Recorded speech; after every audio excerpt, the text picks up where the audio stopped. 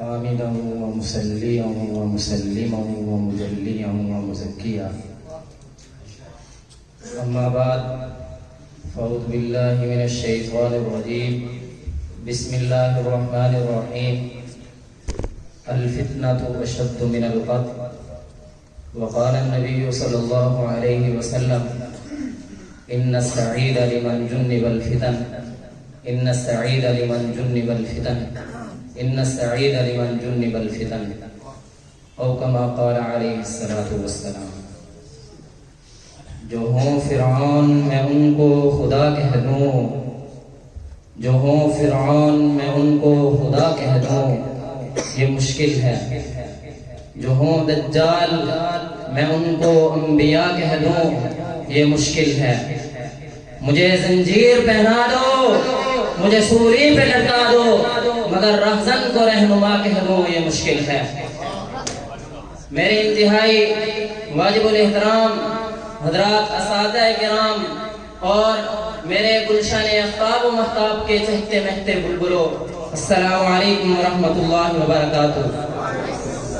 سامعین محترم، آج میرے تقریر کا موضوع عصر حاضر کے فتنے اور علماء امت کی ذمہ داریاں ہیں.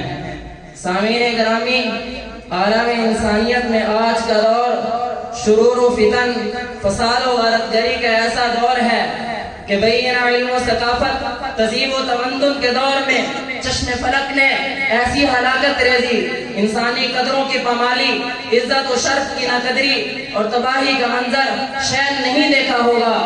آج کے دور میں مادیت کو خدا کا درجہ عطا کر دیا گیا، جس کے نتیجے میں زندگی کے تمام شعبے فساد و بگاڑ کا ایسا شکار ہو چکے ہیں کہ عقل و خرد کی تمام نکتہ کشائیاں لاحاصل و فضول معلوم ہونے لگی ہیں. مغرب کے الحاد و لادینی افکار و نظریات کی وبا اور اس سے بے حیائی کا سیلاب گھر گھر داخل ہو چکا ہے اور ایمان و اعتقاد کی بنیادیں متزلزل کر رہا ہے. ٹیلی ویژن اور انٹرنیٹ کے شرمناک اور حیاسوز مناظر نے نفسانیت و شیطانیت کی حکمرانی قائم کر رکھی ہے. عورتوں سے چادر حیا چھین لی گئی ہے اور اسے ظلم کی علامت قرار دیا جا رہا ہے. ہر طرف سود خوری اور رشوت کی عمومی گرم بازاری ہے. بڑے بڑے سودی بینک بلا جھجک سودی کاروبار کا ذریعہ بنے ہوئے ہیں. پورا معاشرہ خود غرضی، مفاد پرستی، سختی و سنگدلی، طغیان و سرکشی کا طبقہ وار کشمکش نمونہ بنا ہوا ہے.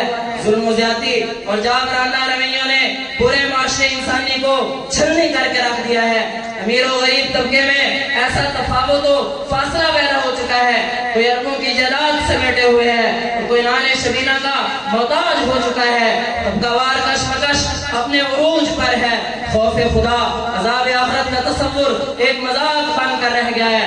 حضرات علماء کرام، ان پر مشوب حالات میں تمام ملت اسلامیہ کے افراد کا فریضہ منصبی اور ذمہ داری ہو جاتی ہے کہ وہ تمام الہادی مادی حیاسوز تہذیبی فتنوں کا ڈٹ کر مقابلہ کریں اور وہ اسلامی تعلیمات جو قیامت تک تمام نوع انسانی کی صلاح و فلاح، سعادت و ہدایت کے لیے نازل کی گئی ہیں، ان کے حقائق و معارف پوری دنیا کے سامنے پیش کیے جائیں اور زندگی کے وہ سارے اور لازوال قدریں جس میں تمام نوع انسانی کی صلاح و فلاح، ہدایت و کامرانی اور اس کے عروج و ارتفاع کے اصول کے ضامن ہیں، پوری توانائی کے ساتھ دنیا کے سامنے پیش کیے جائیں.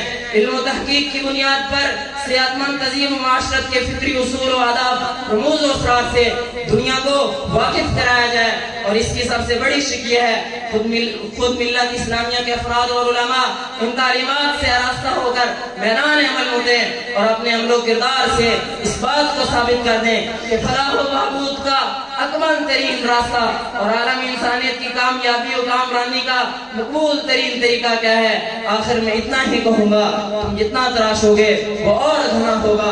اسلام وہ پودا ہے جو کاٹو تو ہرا ہوگا. ہم مرد مجاہد ہیں، مرنے سے نہیں ڈرتے، تلوار کے سائے میں ہر سجدہ ادا ہوگا. وآخر دعوانا ان الحمدللہ رب العالمین.